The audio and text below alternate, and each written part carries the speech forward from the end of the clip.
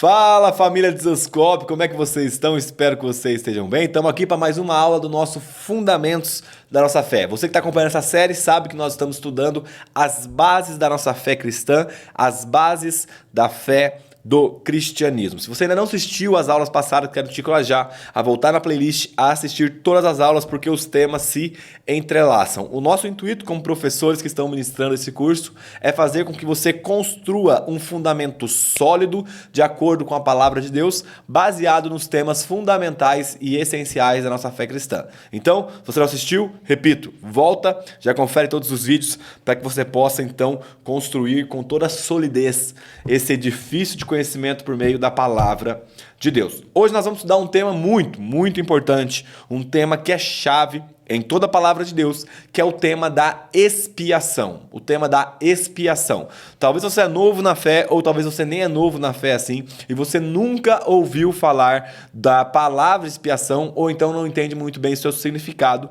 E hoje nós vamos pensar junto o que é expiação. Na verdade, nós vamos pensar 5 pontos juntos aqui, de forma bem rápida, bem didática e o mais pedagógica possível. Nós vamos pensar o que é expiação, a causa da expiação, a necessidade da expiação, a natureza da expiação e o resultado da expiação. Então eu quero que você saia dessa aula, tá? Você vai ter um foco somente. Sair dessa aula compreendendo, primeiro, o que é expiação e como ela se aplica à sua vida. Porque não estamos estudando somente um aspecto teórico, intelectual da palavra, mas claro, estamos voltando para que essa verdade transforme quem nós somos, para que nós possamos viver a plenitude daquilo que o Senhor preparou. Então, eu queria começar com vocês, primeiro, tirando um período de oração. Se você puder curvar sua cabeça na sua casa, vamos orar juntos para que o Espírito Santo ministre os nossos corações. Acabei de falar, não é somente um alimento para o intelecto, gente. É algo que precisa entrar dentro do nosso coração,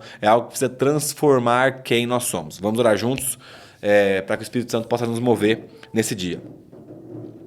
Senhor, muito obrigado, Senhor, pelo privilégio que nós temos de aprender mais sobre a sua palavra. Fala conosco, ministra aos nossos corações, conceda-nos sabedoria e revelação, iluminação do entendimento para que nós saiamos aqui transformados, marcados, impactados e conscientes de que o preço que nós devíamos a Ti foi pago na cruz do Calvário.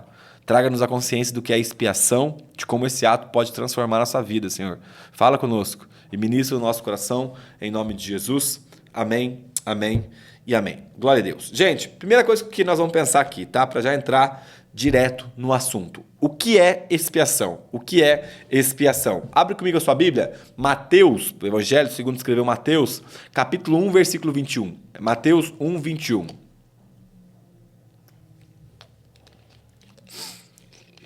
Mateus 1, 21. Vamos começar por aqui para compreendermos o que é expiação. A Bíblia diz: ela, e aí se referindo a Maria, ela dará à luz a um filho, e você porá nele o nome de Jesus, porque ele salvará o seu povo dos pecados deles. De novo. Ela dará à luz a um filho, e você porá nele o nome de Jesus, porque ele salvará o seu povo dos pecados dele. Essa é uma profecia, essa é uma palavra, uma profecia que declara sobre a vinda de Cristo, e ela é extremamente essencial para que nós venhamos compreender o que é a palavra expiação. Principalmente a parte B do versículo 21, porque ele salvará o seu povo dos pecados deles. Se pudéssemos definir a palavra expiação, eu peguei uma definição aqui do dicionário do John MacArthur, recomendo muito que você adquira e use ele nos seus estudos bíblicos. Nós definiríamos da seguinte forma: expiação. A palavra expiar significa purificar, pagar pelos pecados. A obra que Jesus Cristo fez em sua vida e morte para obter a nossa salvação. Em outras palavras, expiação significa limpar-nos da nossa dívida. Assumir o débito, assumir a conta que tínhamos diante de Deus. Então é purificar e pagar pelos pecados. Agora, a pergunta é, por quê? Por que que eu preciso de expiação? Por que que eu devo algo para Deus? E aí nós entramos no segundo tópico. Se nós entendemos o que é expiação, sendo expiação o ato de purificar, de pagar pelos pecados, a obra completa de vida, morte e ressurreição de Cristo, a causa da nossa expiação está lá em Romanos capítulo 3, versículo 22. Romanos 3, 22. Abre comigo aí. Romanos 3, 22. A Bíblia diz: é a justiça de Deus mediante a fé em Jesus Cristo, para todos e sobre todos os que creem, porque não há distinção, pois todos pecaram e carecem da glória de Deus, sendo justificados gratuitamente por sua graça, mediante a redenção que há em Cristo Jesus, a quem Deus apresentou como propiciação no seu sangue, mediante a fé. Deus fez isso para manifestar a sua justiça, por ter ele, na sua tolerância, deixado impunes os pecados anteriormente cometidos, tendo em vista a manifestação da justiça no tempo presente, a fim de que o próprio Deus seja justo, essa parte é muito importante, a fim de que o próprio Deus seja justo e o justificador daquele que tem a fé em Jesus. Então, de acordo com o texto que nós acabamos de ler, nós vimos que os pecados que a humanidade cometeu precisavam ser punidos, precisavam de punição de alguma forma, e essa punição se cumpre plenamente na cruz do Calvário. Então, quando nós observamos desde Adão até todos nós que estamos aqui, todos nós que participamos da família da fé, os pecados, os nossos atos pecaminosos precisavam de uma punição, precisava de uma realização da justiça. E essa punição aconteceu em Cristo Jesus. Então, a causa da nossa expiação é porque tínhamos uma dívida. A justiça de Deus precisava ser saciada, a ira de Deus precisava ser saciada, e com o ato da expiação, Cristo assume essa punição, ou assume essa posição de quem sofreria total punição em prol ou por causa dos nossos pecados, sendo que ele nunca pecou e andou em santidade por toda a sua vida. Então, o que é expiação? Lembra? Pagar pelos pecados, ou então significa purificar. Segundo, a causa, a justiça de Deus, a punição de Deus precisava recair sobre alguém. Cristo assume, então, essa posição. Agora, a necessidade da expiação. E aqui que fique claro. Vamos lá, uma frase que eu sempre digo por aqui, eu gosto, que é algo que ministra muito o meu coração, é que Deus não nos deve nada. Deus não é obrigado a nos salvar. Ele escolheu nos salvar. Olha comigo. Lucas capítulo 24, versículo 25. Lucas 24, 25. A Bíblia diz: então ele lhes disse: como vocês são insensatos e demoram para crer em tudo que os profetas disseram, não é verdade que o Cristo tinha de sofrer e entrar na sua glória? E começando por Moisés e todos os profetas, explicou-lhes o que constava a respeito dele em toda a Escritura. Então presta atenção, o ato de expiação, o plano de expiação em Cristo Jesus não foi uma ideia no momento da crucificação. Deus, vendo Cristo ser crucificado, falou: já vou aproveitar que está sendo morto, então vou colocar minha ira sobre ele. Não, foi algo desenhado desde Moisés, passando por todos os profetas e sendo concluído em Cristo Jesus. A necessidade da expiação vem pelo fato de que, se alguém não assumisse a nossa posição de culpados, nós jamais teríamos acesso a Deus. Porque existe a necessidade da expiação? Porque ao pecar no Éden, o homem, a humanidade representada em Adão, em Eva, começa a sua vida com um débito diante de Deus. Ninguém tem crédito com Deus, gente, a não ser Cristo. Só Ele tem crédito com Deus. Todos nós nascemos com débito. Seja você filho de pastor, seja você filho de alguém que é totalmente contrário à fé cristã, todos nós nascemos com débito. Isaías 53:6 fala o seguinte: todos nós andávamos desgarrados, como ovelhas, cada um se desviava pelo seu próprio caminho, mas o Senhor fez cair sobre ele a iniquidade de todos nós. Então, quando olhamos para Cristo, vemos Deus punindo os nossos pecados na pessoa de Cristo para que nós pudéssemos ser beneficiados por aquele ato. E a pergunta é, por que, Léo? Por que deveria ou por que existe essa punição, já que Deus é bom? É simples, gente. O próprio Deus estabeleceu na lei que, para purificação, era necessário sangue. Presta atenção. O próprio Deus estabelece na lei que, para purificação, era necessário sangue. Você pode ver em Levítico quantos animais ou quantas instruções existem para o sacrifício de animais no templo. Agora, é claro que o sacrifício de animal não purificava o homem, porque ele simplesmente empurrava para frente o débito. É como se Deus falasse assim, ó, vou dar mais um tempo para vocês, até que todo o débito fosse pago por meio de Cristo Jesus. Hebreus capítulo 9, versículo 19. Vamos entender um pouquinho aqui, porque o autor de Hebreus deixa muito claro para a gente. Hebreus 9, 19.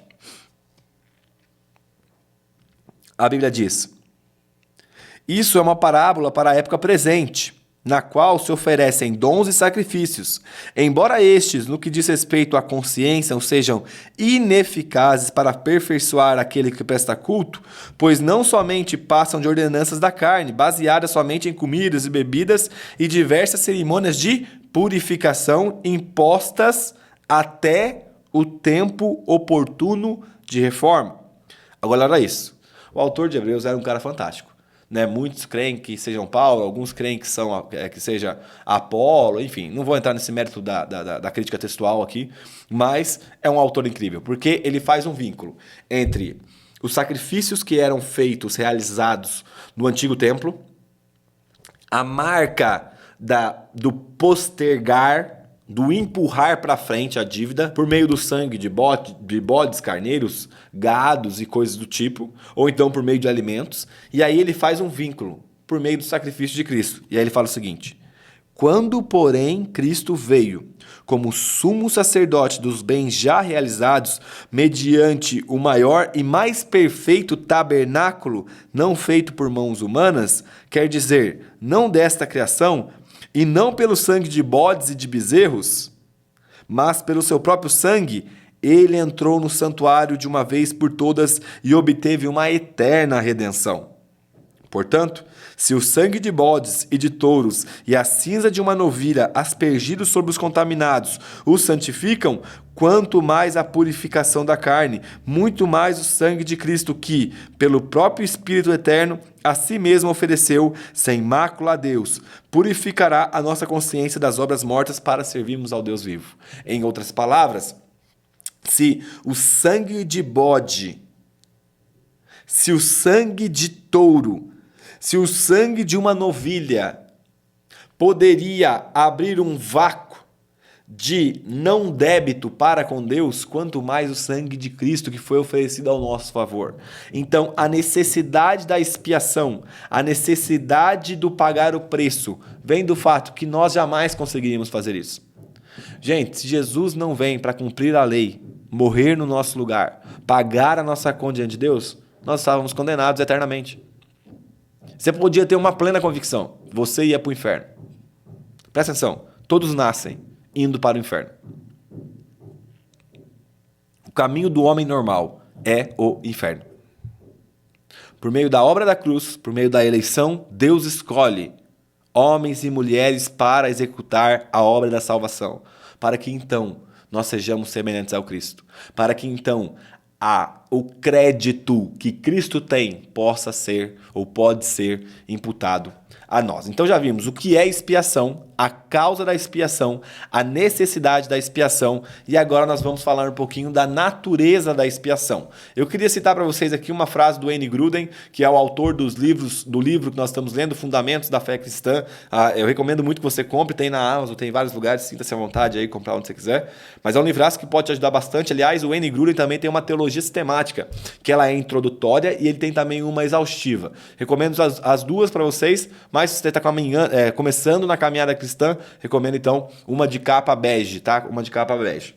Seguinte, ele fala o seguinte: se Cristo tivesse oferecido apenas como um sacrifício, obtendo assim perdão dos nossos pecados para nós, garantiríamos apenas acesso a uma salvação parcial.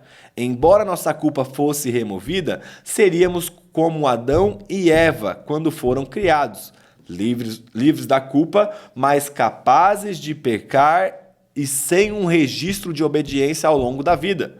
Para entrar em comunhão com Deus, precisamos viver uma vida de perfeita obediência. Logo, Cristo teve de viver a experiência de uma vida de perfeita obediência a Deus, para que os méritos positivos dessa obediência, da obediência de Cristo, pudessem ser contados em nosso favor. Romanos 5,19. Porque como pela desobediência de um só homem muitos se tornaram pecadores, assim também, por meio da obediência de um só, muitos se tornarão justos. 1 Pedro 2,23. Pois ele, quando insultado, não revidava com insultos, quando maltratado, não fazia ameaças, mas se entregava àquele que julga retamente, carregando ele mesmo em seu corpo sobre o madeiro os nossos pecados, para que nós, mortos para os pecados, vivamos para a justiça. Pelas feridas dele, vocês foram sarados. Em outras palavras, nos beneficiamos da vida santa que Cristo teve. Por isso que quando Deus... Presta atenção. Leandro Vieira dá uma explicação muito boa sobre isso. Eu queria usar o exemplo aqui. No Antigo Testamento, quando um ser humano ia até o templo para oferecer o seu sacrifício, o que era avaliado na época era o sacrifício e não o pecador. Presta atenção. Quando nós chegamos diante de Deus hoje, Deus olha para o sacrifício, Cristo Jesus, e nos declara santo. Porque o sacrifício é avaliado e a partir do momento que o sacrifício é santo, isso nos dá a liberdade de falarmos com o Pai. Porque é o que Paulo está falando em Romanos 5,19. Olha, por um só, todos se tornaram desobedientes. E por um só, muitos se tornarão santos. É o que o texto está falando. Nós fomos, entre aspas, tá? Prejudicados pelo ato rebelde de Adão e Eva, mas nós fomos beneficiados pelo ato obediente de Cristo Jesus. Em outras palavras, herdamos desobediência a partir do momento que nós morremos com Cristo e renascemos com Ele, herdamos obediência e santidade. Então a expiação não é somente que Ele pagou o preço, mas que Ele nos garantiu um novo estilo de vida. Vou repetir, a expiação convém, nos abençoa, não somente com uma eternidade garantida juntamente com o Pai, mas com um novo estilo de vida disponível a nós. Gálatas 3,13 fala o seguinte: Cristo nos resgatou da maldição da lei, fazendo-se Ele próprio maldição em nosso lugar, porque está escrito: maldito todo aquele que for pendurado no madeiro. Em outras palavras, o Senhor se tornou maldito nos nossos lugares.